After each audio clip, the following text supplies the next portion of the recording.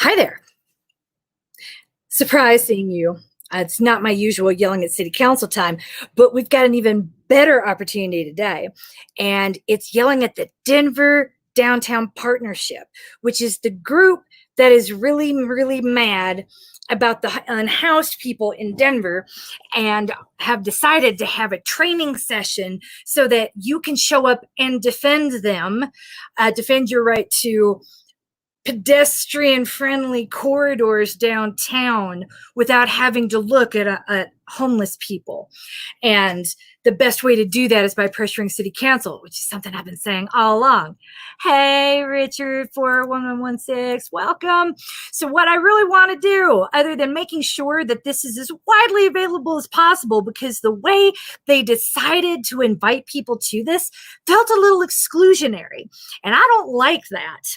So I'm here to include everybody in this important city council one-on-one session with my translation here, because I see racism in a whole lot of places and I like calling it out. I have the privilege of doing this in my bed because you see, it's fucking cold, y'all. It is going to get fucking colder over the weekend, and city council so far has done absolutely all to help the most vulnerable. There are no emergency shelters opening. No one is mobilizing for this. People are going to die this weekend. So granted, the next time we get to really yell at city council is on Monday, and there'll be people dead by then. But if you want to find a way to amuse yourself today and tomorrow, especially if you got kids at home with DPS or not going to be going to school, this might be a great way to spend your time. Some of the techniques that we're going to learn here. That is a great question. I don't know why the city council does nothing with our hard-earned tax dollars. I really don't. But we're going to find out what the Denver Downtown Business Partnership wants you to do with city council with my comments inserted. And we're going to sit. Yeah, I know. It is totally sick. It is sick. It is gross. It is disgusting. It is disrespectful.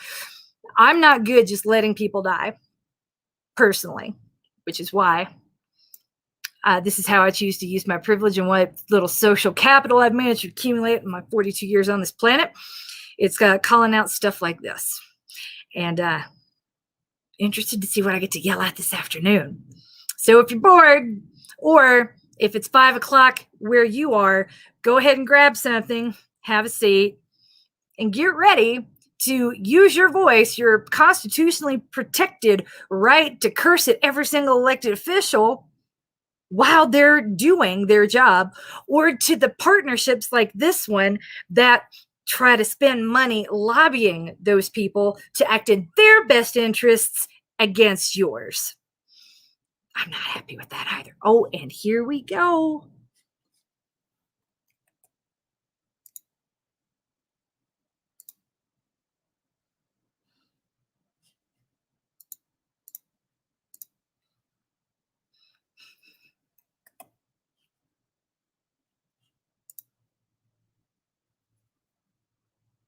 Yep.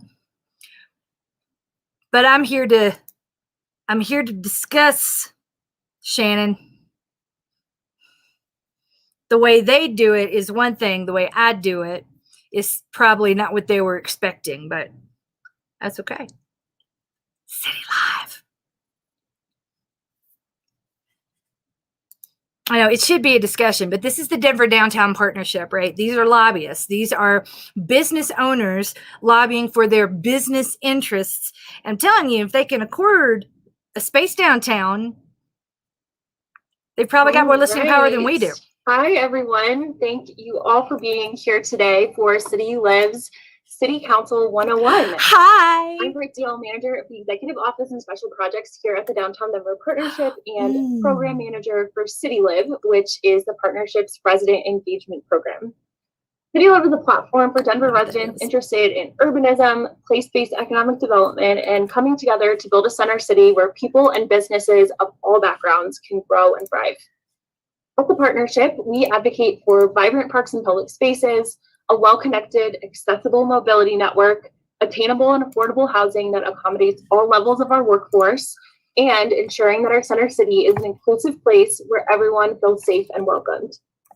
The key commitment of City Live is providing resources for you to understand how decisions are made, who makes them, and most importantly, how you can have your voice heard along the way. Regardless of your viewpoints, or lived experience, we believe so deeply in the importance of everyone having access and the tools to have their voice heard, no matter the issue. With that said, I am thrilled to kick off today's program, and I want to extend a really sincere thank you to all of our speakers who are here today to offer their thoughts. Fuck you, Chris Hines. We are joined by District 10 Councilman Chris Hines, and also a couple of members of the wonderful team over at the Denver City Council office, Zach Rothmeyer, who is a senior legislative analyst, and John Mahoney, who is a legislative analyst. Love that new button. We are so grateful to all of you for your commitment to providing downtown and Center City residents with tools to become more engaged in our city's legislative process. As we hear from our speakers today, I encourage you to submit any questions that you may have using the Q&A function below. I'm submitting questions, y'all. Into the program. So with that, I am pleased to turn it over to Councilman Chris Hines to get things started. Thanks for being with us, Councilman. Over to you. Well, thank you. And thank you everyone for attending. Thank you, Downtown Denver Partnership, for your work. I don't know if I'm on video yet, but oh, there we go. Here I am. I'm Chris Hines. I am serve on Denver City Council. I represent, as was already mentioned, I represent District 10. If you live in the urban core and you live in Uptown, Capitol Hill, or Golden Triangle, in any of those neighborhoods, then I'm your city council person. They are. And so just a little bit about me. I was inaugurated in July of 2019. So this is my first term of my first time of ever being elected. Chris Hines has been disappointing us for how long, y'all? If you're here for City Council 101, maybe it's a little, the process is a little new to you as well. So thank you for coming. I am also hashtag Breaking Barriers. I'm the first elected official in Denver's history who uses a wheelchair for mobility. But you're not the only one who refuses to advocate for the disabled. Yay for inclusion! And they actually had to make changes to City Hall, the City Council chambers. Yeah, the changes they made took away my seat Was passed, so when you weren't there after COVID. It was time. Because you might show up. This is my first time being an elected I don't think they know you. Pouring into politics.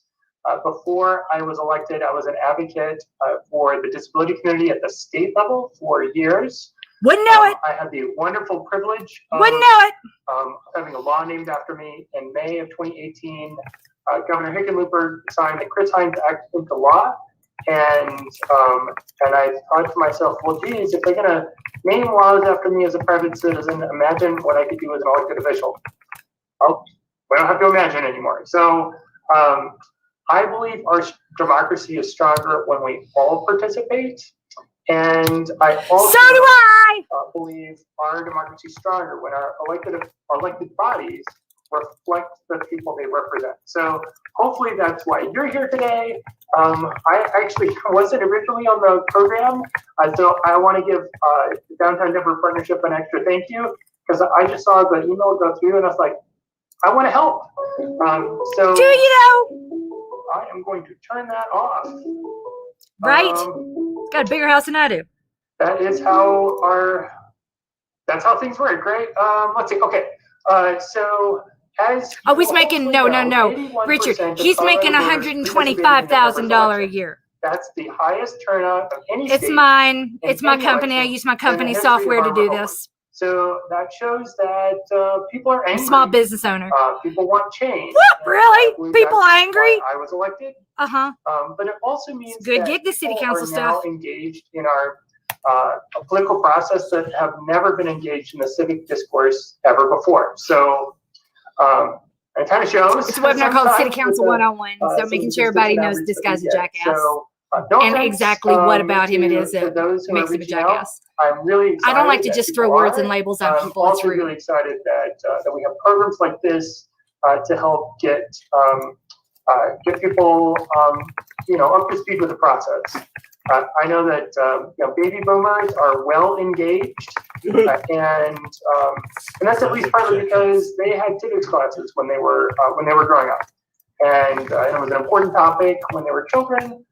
And these days we don't get civics as necessarily as a core function of school. So it's time we get more people up to speed with the process, and that way again our democracy better represents the people. So, speaking of that, there's a bit of a disparity between District 10, the people in District 10, and the people Well who are said, politically Emily. active in District 10. So the median age Truth. of District 10 is actually under 37. It's about 36.7 years old. Cap Hill, that one neighborhood alone has about 25% of the residents who live in District 10. Oh, and I should mention the boundaries. So District 10 is basically Colfax, Colorado, and Spear, and then also the statistical neighborhood of North Capitol Hill, commonly referred to as Uptown.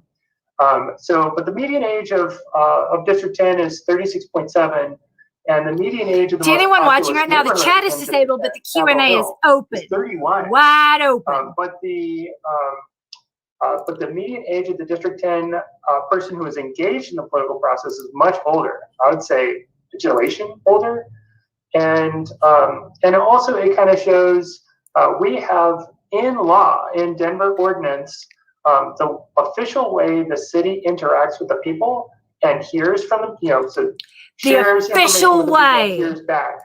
No, is that's exactly through what I was saying a before this process called the started. Registered Neighborhood They're Organization. trying to organize And, without knowing how to organize and it people to speak also against shows us. The F disparity them, of we the got here median age first. and the median age of the person politically engaged. The median age of the person who participates in most of the registered neighborhood organizations in the city is quite a bit older. So I hate you so there you much, go. Chris So I Hines. You are the hope, biggest disappointment since I hope got that involved in this you, process. I hope that you get involved. I hope you get engaged. I hope y'all That's get why we involved have, too. You city glad groups, I'm engaged, Chris? city group Are live you in this really? case, and that's why we have the I love idea you, Ellie. of You durable ever don't feel movements. affirmed? Come sit next to me. We want to make sure that we have I love you people who more, are Carol engaged Funk. in organizations that withstand the test of time, or in my case, withstand this test of time. But you get the idea. And so some durable movements of the major political parties that are out there.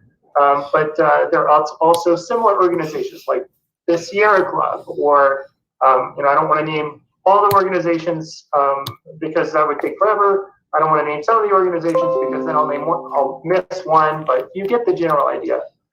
So I'm really excited to have some of our legislative analysts here. Actually, Are you excited I'm here though? But are you excited about me?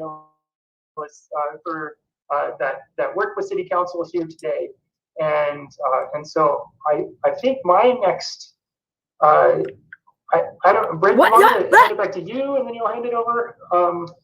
It's so confusing. Sure. I'm happy to turn it over to the City Council team. Councilman, thank you so much. I also just want to take the opportunity to remind everyone that we're really aiming to have a respectful conversation here. And so while all of the participants can't see the questions that are coming in, there are quite a few that are unfortunately quite disrespectful. They're all mine. There are 8 questions. All of them are mine. Thank you very much. And with that, thanks again, Councilman. And all the questions are mine. Over to Zach, John, and Emily. All right, thanks, Brett. So as Councilman Hines mentioned, we are the nonpartisan objective staff for City Council. So that means we work for all 13 council members. Happy to do so and work in a nonpartisan fashion. We are essentially the human part of the institution. If you want to look at the building as the physical part. Oh my God, y'all, for real.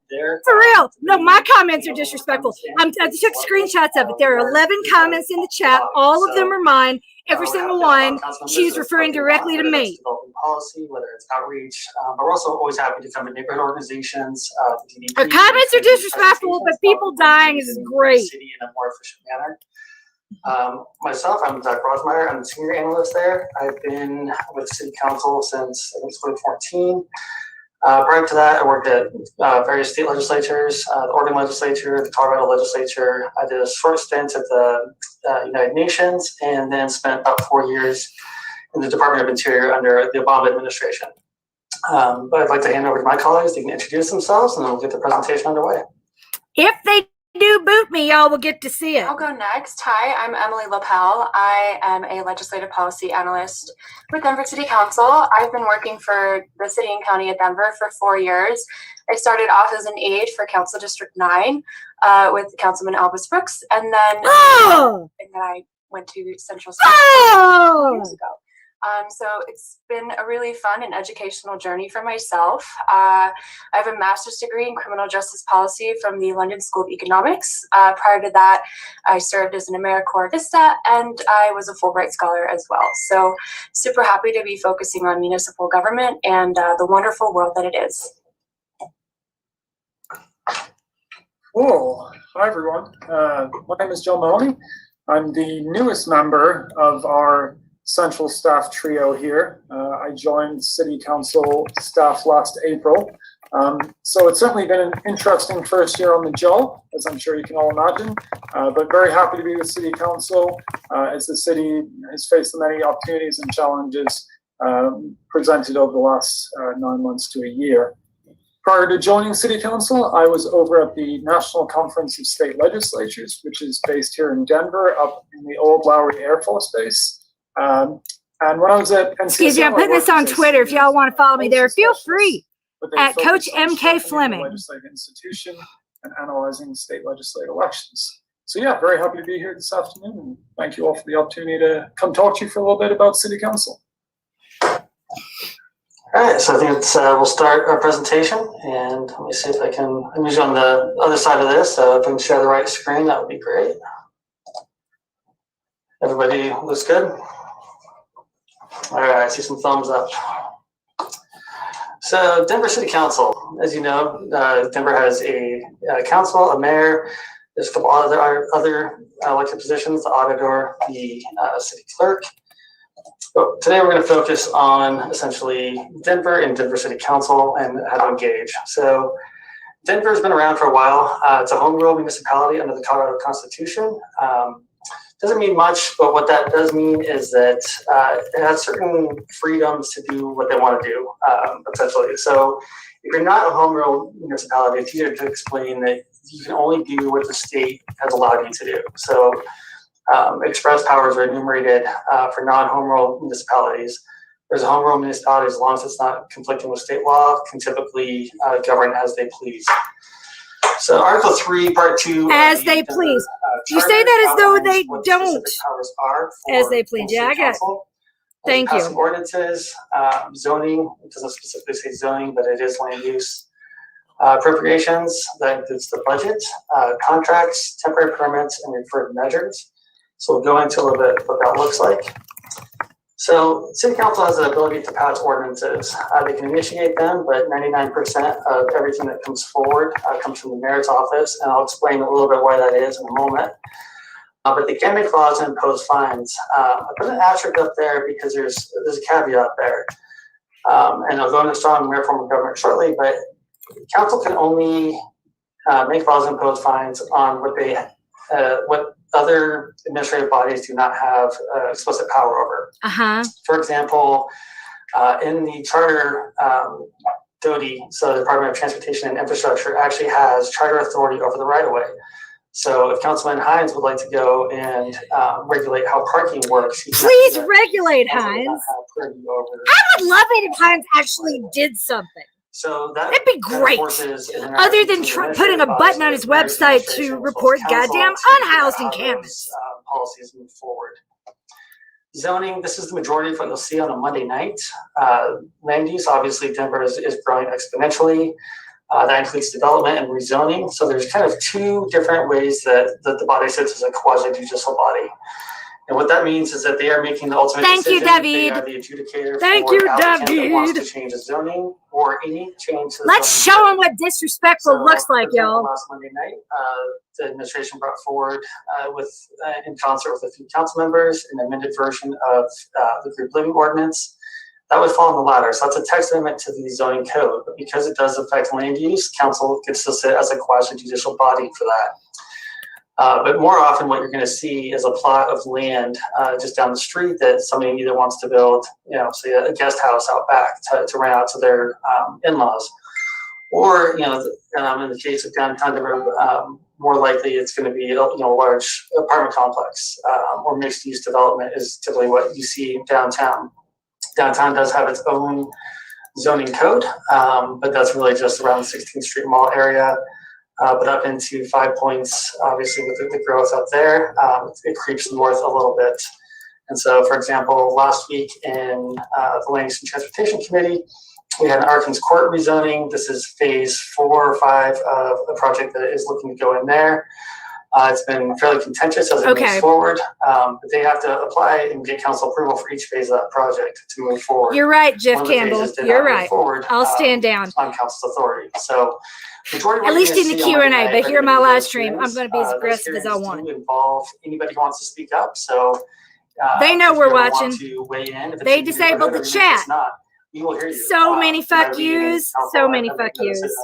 I think you need to share all the fuck yous you want, but what you can do is go into the Zoom and hit Q&A.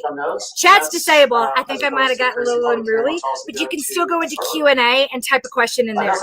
From what I can see right now, there are 14 questions and they're all mine. The mayor puts forward a suggested budget. Council will give their input on that budget and say what they'd like to change.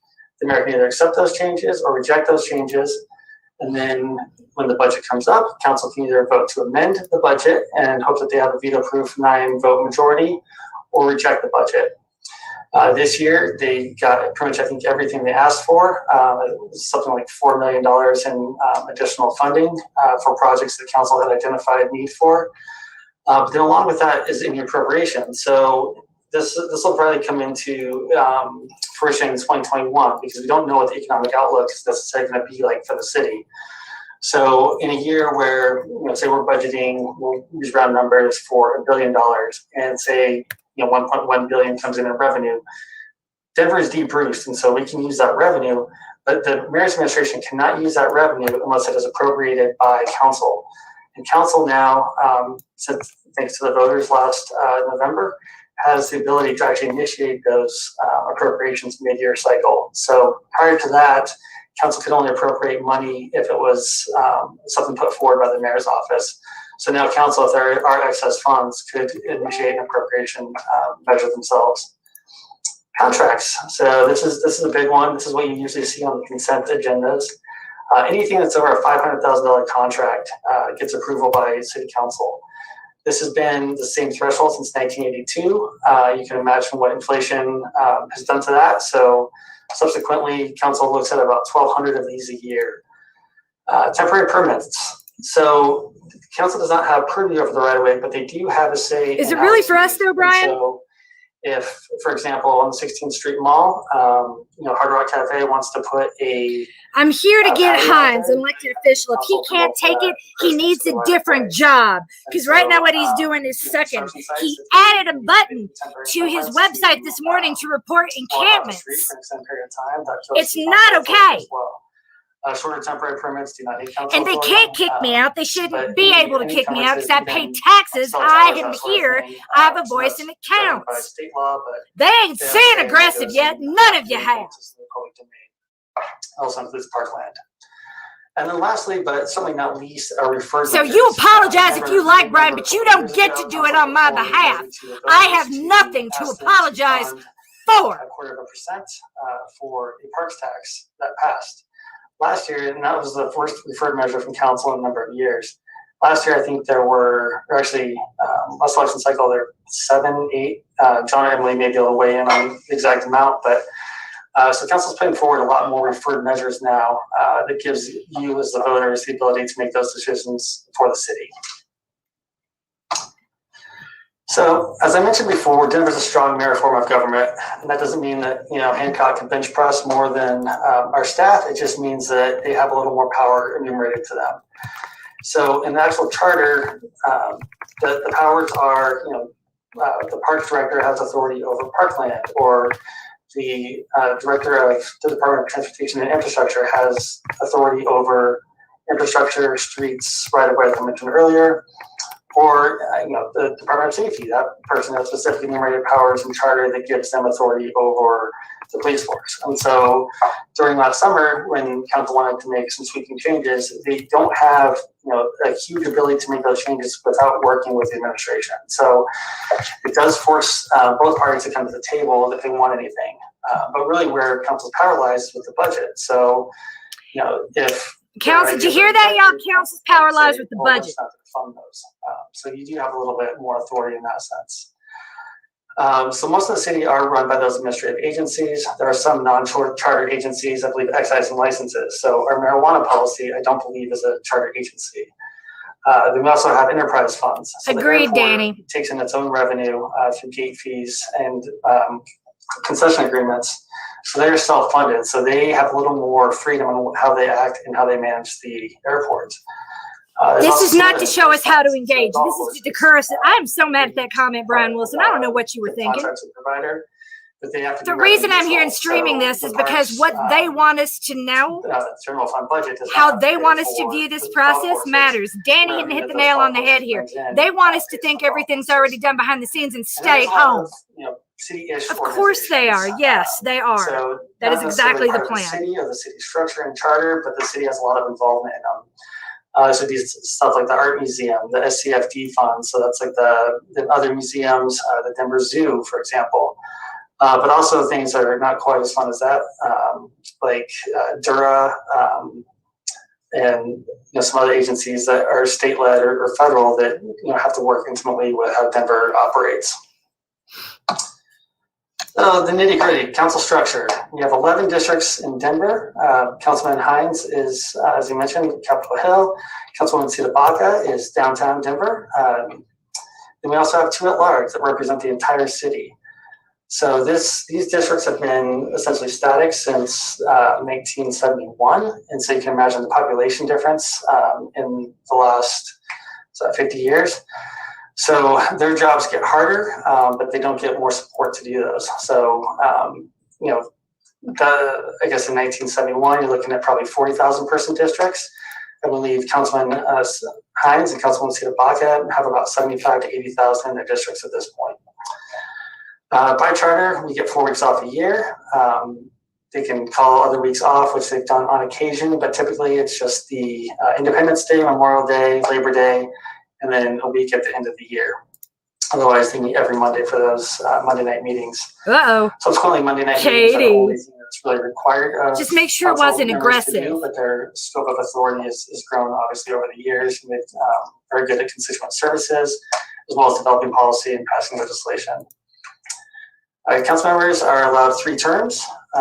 They can do 3 terms as a district, and then they would also be eligible to run at large. So Councilwoman Ortega was a district councilwoman for a number of years, took a short hiatus, and now she's back and she's in her 3rd term as a council member at large. You have to clear 50%, otherwise it goes to a runoff. Typically District 10, Councilman Hines will have no less than 10 opponents on any given year. But the offices run autonomously. So Councilman Hines is in charge of hiring his aides do their budgeting, and all the other council districts run that way as well.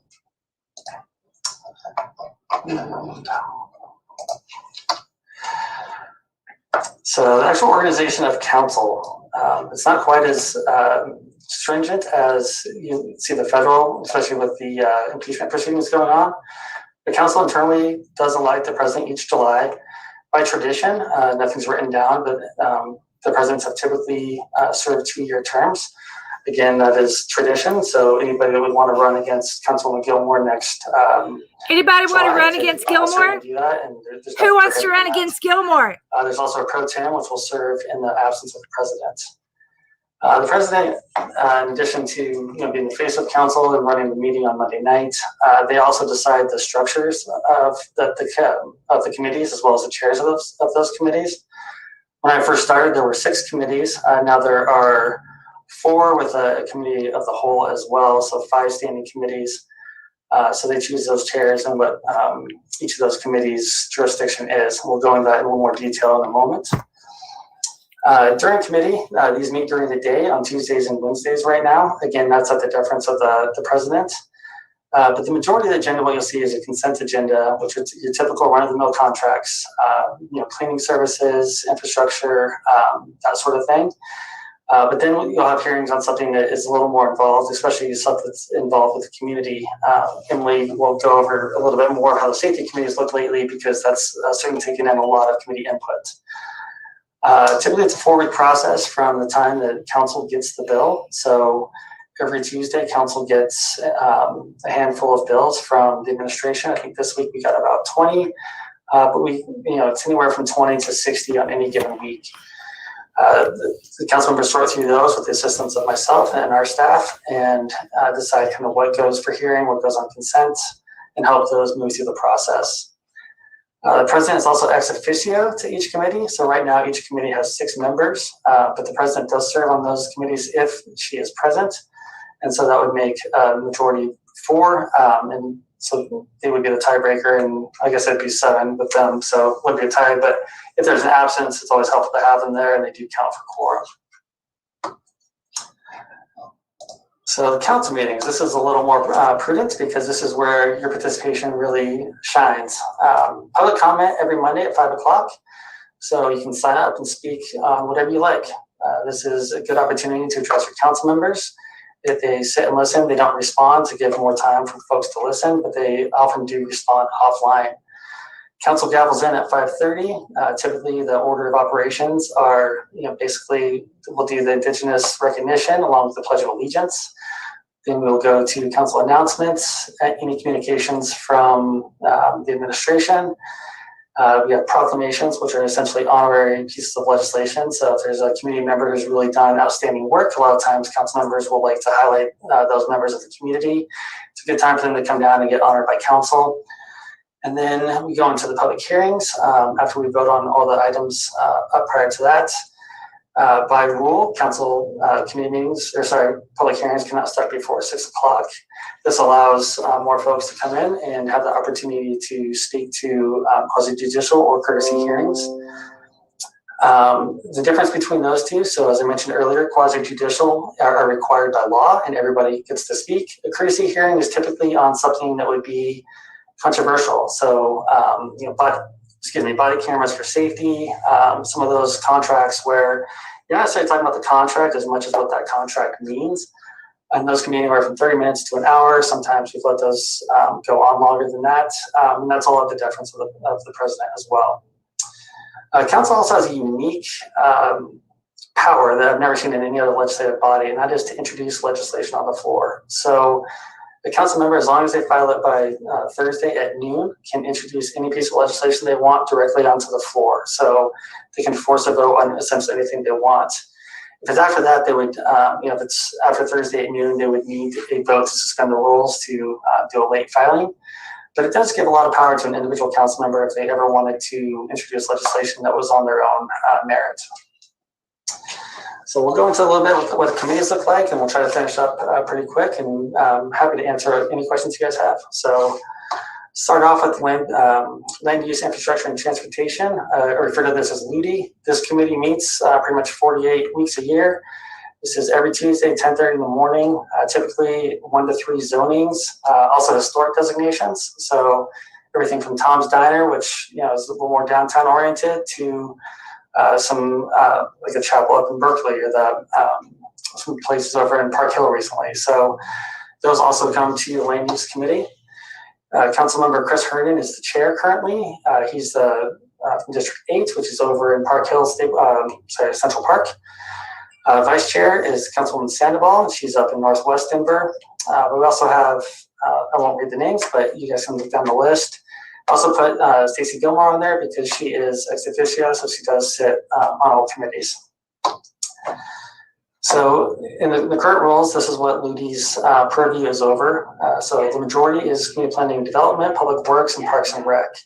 Our partners over at Denver Water, their legislation, if they need it, would also come through here, as well as our regional partners with CDOT, RTD, and DRCOG. After that, on Tuesdays, we have finance and governance. Meets at 1 in the afternoon. Sorry, that time is wrong on there. It's 1:30 in the afternoon until 3 o'clock. Right now, the chair is Councilwoman Kendra Black, and Rob Knich, who's one of our at-large council members, sits on that as well as the vice chair. The majority of stuff that comes through FinGov is, the mechanisms of the city, how it works. So it's accepting grants, it's accepting contracts, signing contracts. It's also mayoral appointees. All appointees that the mayor puts forward for boards and commissions go through FinGov. It's also our internal process. So if there was rule changes for city council, these would also go through there. City attorney's office, human resources. So it's really the kind of nuts and bolts of city operations that go through FinGov, including, tech services, which is always fun to sign contracts for routers or whatever they need. I'm going to hand over to my colleague Emily at this point. She can talk about the safety committee. Thanks, Zach. So the Safety, Housing, Education, and Homelessness Committee meets on Wednesdays from 10:30 to 12. More often than not, though, we'll be starting at 10 just because we have a lot of topics, a lot of briefings, a lot of contracts that are coming through that are very important at this time with COVID and our civil rights reckoning. If you could go to the next slide. Zach, thanks. So Councilman Paul Cashman of District 6 is the chair, and the vice chair is Councilmember Torres of District 3. Councilman Cashman, as Zach mentioned earlier, every chair can design the committee structure kind of however they want, and Councilman Cashman enjoys having a lot of briefings, so he will want to connect with the agencies that are listed on the next slide and have them come in for briefings. So next slide, thanks. So for example, over the summer, we had a lot of briefings from the Department of Safety and DPD regarding their policies, their use of force. We had a lot of briefings as well from our Office of HOST, which is our affordable housing office and stability. And they talk a lot about our affordable housing programs, our homeless solutions, and most recently we had a briefing from them and NEST, which is Neighborhood Equity Stabilization Task Force, on their anti-displacement policy measures. So just as Ludi has a lot of zoning stuff, we have a lot of briefings on these really incredibly important topics. But we also have a lot of contracts that come through as well for affordable housing projects, to again, homeless service contracts, to body cameras for the police and sheriff, and anything along the topics of safety, housing, education, and homelessness. It's a fun committee to staff, and I encourage you to tune in on Wednesdays if you can. And that's it. Thanks. Cool, I will take over from there. Thank you, Emily. So I staff two committees, the first of which is the Business, Arts, Workforce, and Aviation Services Committee, which is a bit of a mouthful, so we usually just refer to it as BIZ. And then Zach, if you could go next slide. So there are 6 members of this committee, plus Council President Gilmore. Our very own Councilman Hines is the vice chair of the committee.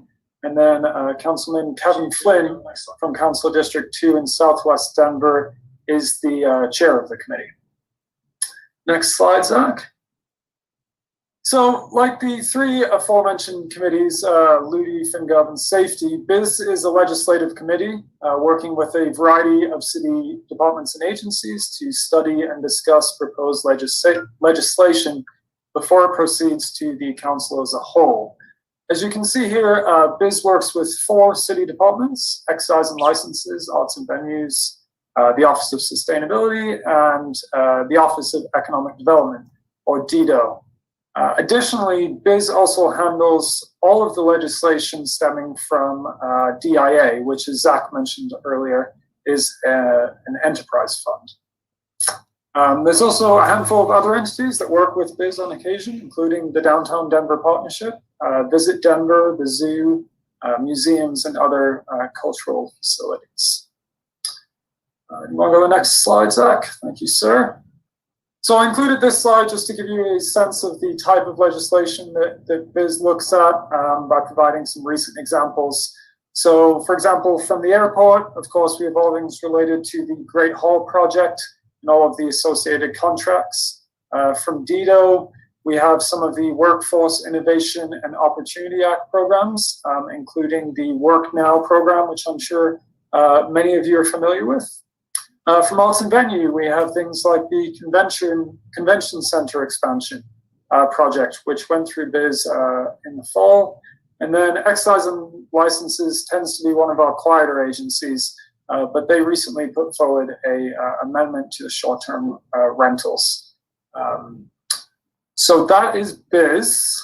Moving on, the second committee I staff is Budget and Policy, which meets on Thursday mornings. So it met this morning, 9:30 to 11. And unlike BIZ or any of the other committees we've mentioned, Budget and Policy is not strictly a legislative committee, but rather, as the name suggests, a policy committee. This means that unlike the other committees, which work with specific city agencies to move legislation through the process, Budget and Policy doesn't have legislative duties as such. Rather, the committee serves as a policy workshop and a briefing center, if you will, for council. Zach, do you want to pop on to the next slide? Thank you. So although previous iterations of this committee have existed in the past, this specific committee began last summer as part of the current council's desire to have a more active and involved role in analyzing the city's budget, hence the budget part of the name. But since the end of budget season back in November, December, the committee's functioned, as I mentioned, as more of a workshop where council members can bring forward policy ideas and proposals, kind of work them out with the group, and have some discussion. A couple of quick examples. Councilwoman Sita Baca, last month, I believe, brought forward a policy proposal surrounding eviction defense. And then just this morning, Councilwoman Black from Council District 4 down in Southeast Denver, she brought forward a proposal aimed at reducing plastic waste by requiring customers to opt in for plastic cutlery and condiments when getting takeout or delivery. So lots of interesting topics, changes a lot from week to week, so definitely worth tuning in for that. And that is Budget and Policy. Great, thanks, John. Let me try to stop sharing my screen here. So we're happy to take questions. We'll hand it over to Britt. But before we do, I did want to mention that City Council has been virtual since in some form of that since about March 17th last year. We were hybrid for a while. It didn't work out super hot. We've been virtual, but we are trying to figure out ways to kind of use what we've developed here with Zoom. We've had some great participation from the community on Zoom.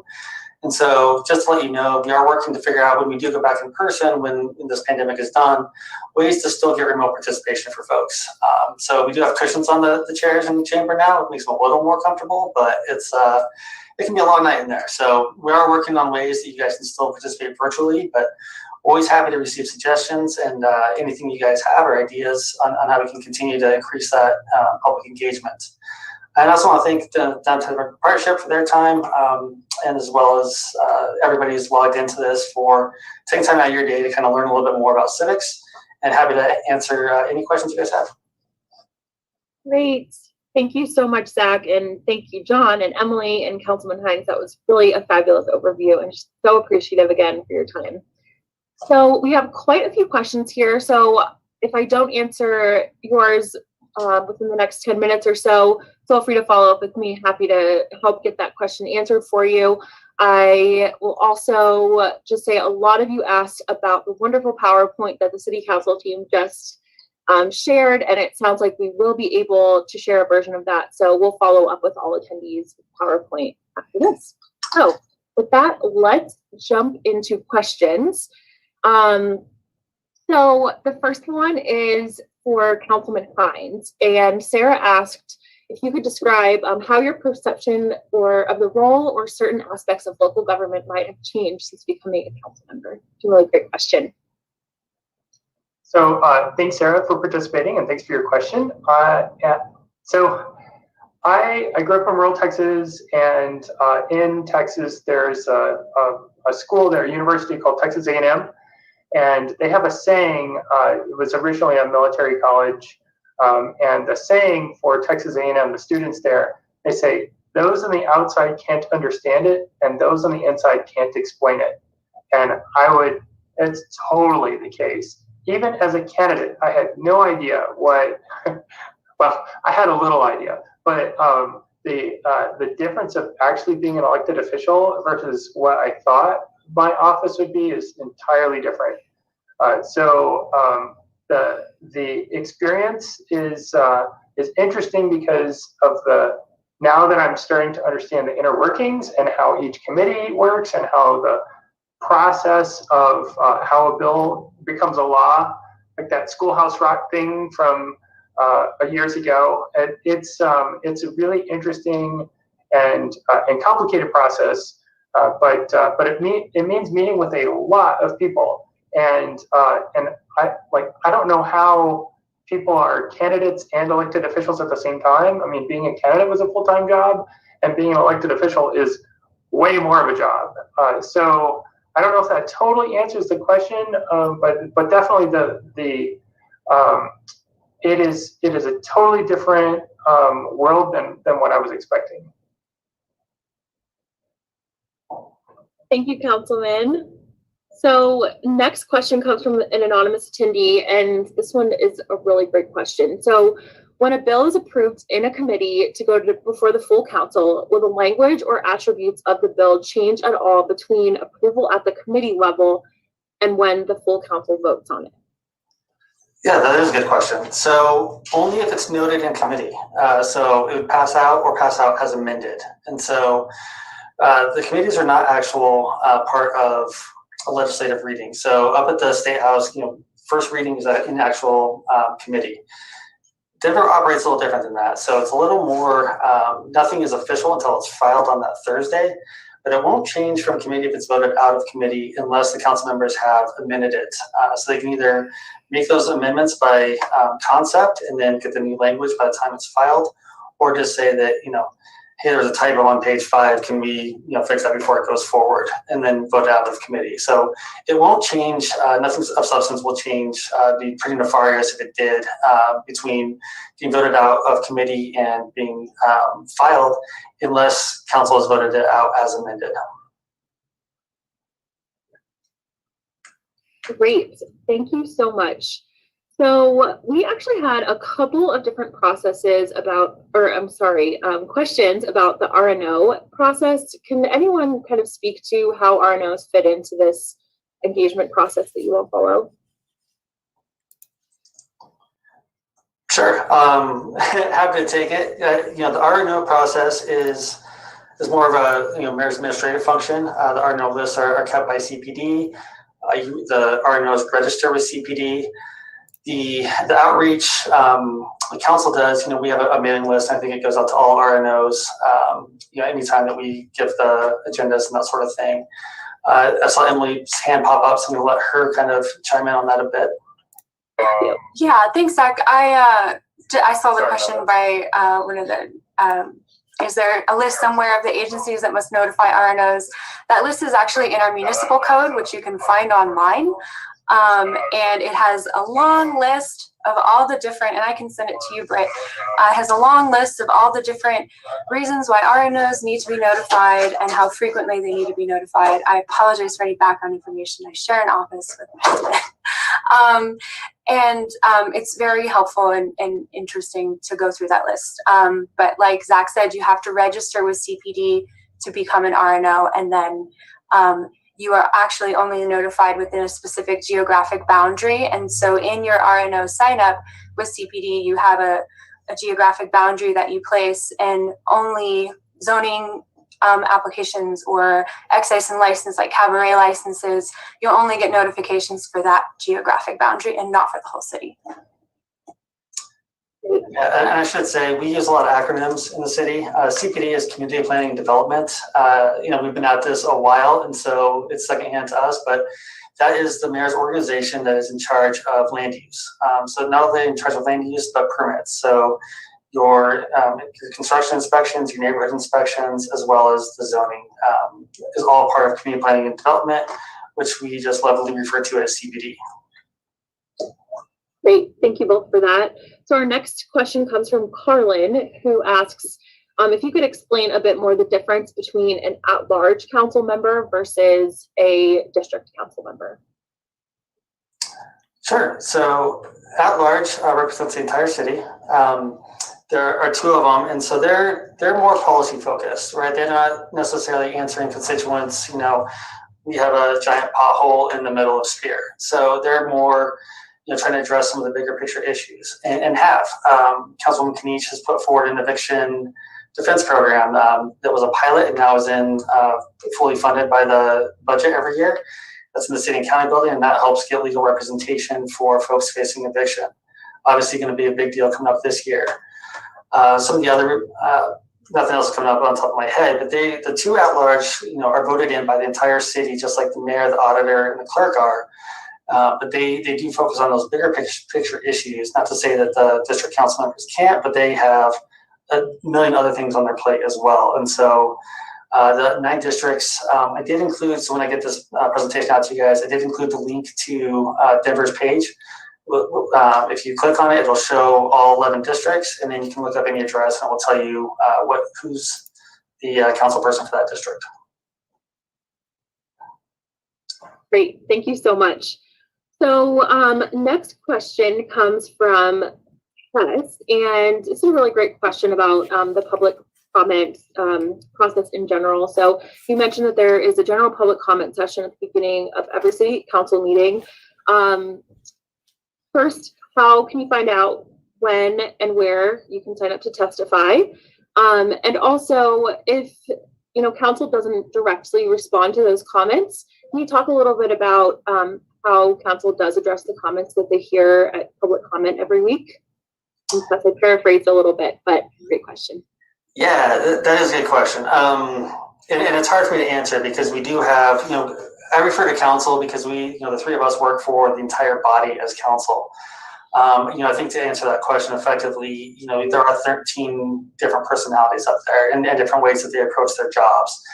And so, some of them may, outreach to you. Some of them, may be focused on a, different set of issues, or they're only focused on answering folks that are in their district.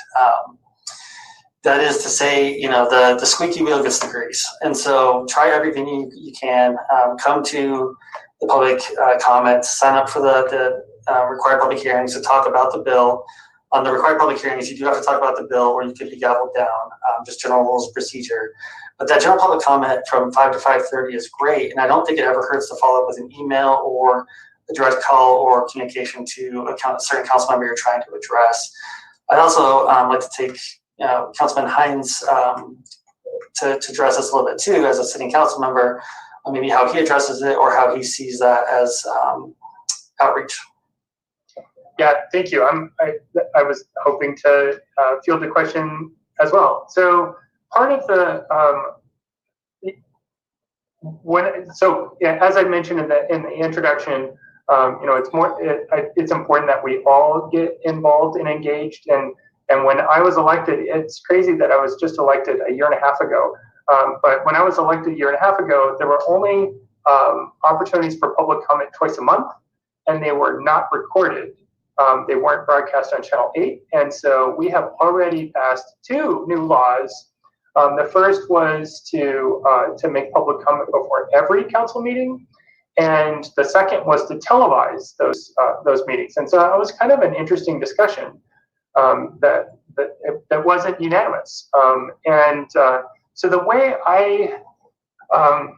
I treat public comment, my office gets between 300 and 1,000 emails a day, and it's thanks to budget reductions. We had to reduce staff in our office, so it's me and I have 2 team members, and so it is very difficult for us, and it's impossible for us to respond to every email that we receive.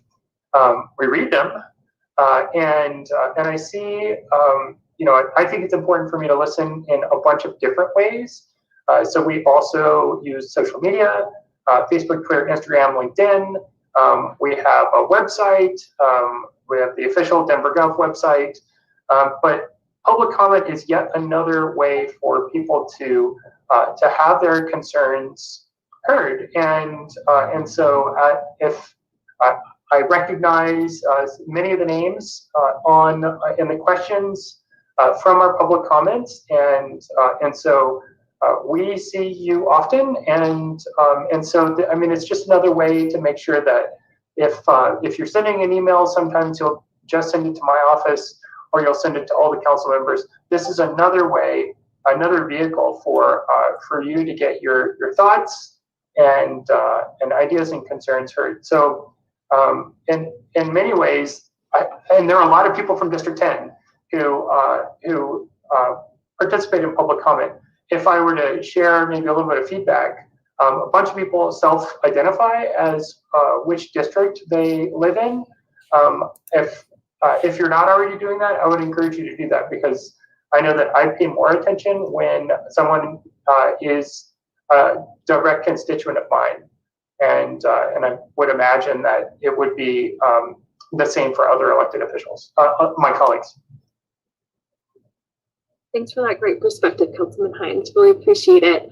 So we have time for just a couple more questions, and we've got one from Jake here who asks, when we say the districts have stayed at their current size, do districts get redone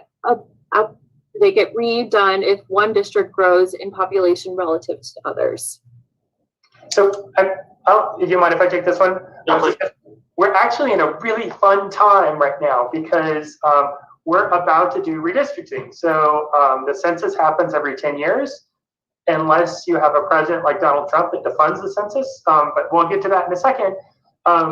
We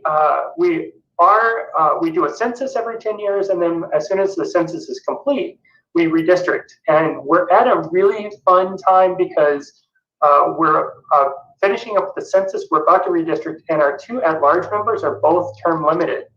And so there is a discussion right now about what that means. Should we continue to have 11 district council members and 2 at-large members? Well, as Zach had mentioned, we have like 75, 80,000 constituents each. And so there's a discussion right now, should we have 13 district council members instead of 11 and 2 at large? But we're in a friction point right now because the census isn't done, and so the state is having a hard time meeting its state constitutionally mandated deadlines because the census is halted. And we're a bit behind the state, but we're also starting to wonder and worry that because the census has been put on pause, that we're going to have concerns about redistricting too. But so I'm combining the question about reappropriation and some other questions about redistricting. But I think this is a really fun discussion, and it is part of the political process. We want to make sure that people have equal representation, and the census and the redistricting and reapportionment happens every 10 years to make sure that people are generally equally represented, or each elected official has a similar number of constituents. Thank you. And Councilman Hines, I also just want to read a comment that we got in the Q&A here, also from Jake. And he says, Liz from Chris's team does an amazing job at responding, and Councilman Hines is a great champion of constituent communication, and it's awesome. So thank you. It's a great example of that. So we have time for, I think we can do 2 more questions. We've gotten this question a few different times here in the Q&A. Where does the Downtown Denver Partnership fall under agencies based on charter? I am actually not sure about that related to charter, but the Downtown Denver Partnership is its own nonprofit organization. We do oversee the Downtown Denver Business Improvement District. That is a quasi-governmental entity that is approved by City Council every 10 years. And that's coming up. Is there anything else that Zach, Emily, or John, you'd want to add to that? I'll let John address it. Yeah, I don't have anything particularly to add. Just as I mentioned earlier, any kind of work done between City Council and DDP often goes through biz. So yeah. And that'd be the same for most improvement districts, or small taxing entities. Would go through that biz committee, which meets on Wednesday afternoons. Great, thank you. And so as a final question, this one comes from Katie, and she asks, how can we as residents best help the City Council team and our City Council representatives best do their job? What can we do to support you all? We know you work hard. I'll let the representative that's on the line answer that one. No comment. Oh, just kidding. I mean, really, we want to. I was called. I mean, I was called to service. I was an unwitting elected official. The first I don't know, 5 or 6 years, people asked me to become an elected official. I said no. But the reason why I finally said yes is because I wanted to serve. Public servant is, maybe some people might feel it's lip service, but I mean, I really believe that my role is to serve the public. And so we're doing, and actually to go back to that one question about the difference between, before elected official and actually being an elected official, I thought that government had all these supports, and like, I would come in at day one and they would say, how high do you want me to jump? And what actually happened is day one, I came in and we had no desks, no phones, no computers, no nothing, and no one to help because we are our own offices, and so it was just like, huh. But so in many ways, it's an opportunity, and so I've been working hard on finding ways to better get the message out from my office to the people, and vice versa, getting wisdom back from the people. And so one way you can help is if you have suggestions on ways that I can improve, or that if I'm not your council member, we as an elected body can improve that process. It's my job to represent you, and so I want to make sure that I do that. So that's how you can help. Great, thank you for that. And this is just about all the time we have. I think we could probably spend another 2 hours answering all of these really great questions. So if we did not get to your question, I will be sending out a follow-up email directly from my my email here at the partnership. So feel free to respond, and I will do my very best to connect you with the answer to your question. I want to give a really sincere thank you to Zach, John, and Councilman Hines and Emily for being on with us today. Really appreciate this thoughtful overview and just for everything that you do for our city. And thanks to everyone for participating. We really appreciate you engaging in City Live, and look forward to hopefully seeing you soon. Have a wonderful rest of your week and a great weekend, everyone. Take care. Thanks. See you guys on Monday night. Bye-bye. Yeah. So just another circle jerk. Explaining fairly how city council is structured and what it does and doesn't do. And it's one of the reasons why I've been screaming about the budget for months now, and about the budget as we went into the end of the year, because that is where it is the largest source of power that they have. And if we're going to do better Denver, like they promised to do in 2020, then we've got to put our money quite literally where those promises were. And so far, we haven't really done it at all. So that's that. I'm aggressive, but I'm not ever going to apologize for it. Is it that bad up here? I speak for myself. I've never pretended to speak for anyone else. I've never pretended to represent anyone other than me. I have strong feelings, and I'm tired. I'm tired of my tax dollars paying for the murder of unhoused people, for the murders of Black people, for the murders of anyone darker than me, the murders of the disabled. There's just so much police violence, and there's so much apathy around local politics. It's hard to get people involved. And I want to do more than scream at the electeds, but all I do is scream at the electeds because I don't break laws and I don't cross lines. But yeah, I'll raise my voice. What's weird is how people appreciate the money and the connections that I bring to the table, the influence I have attempted to cultivate, and then tone police me.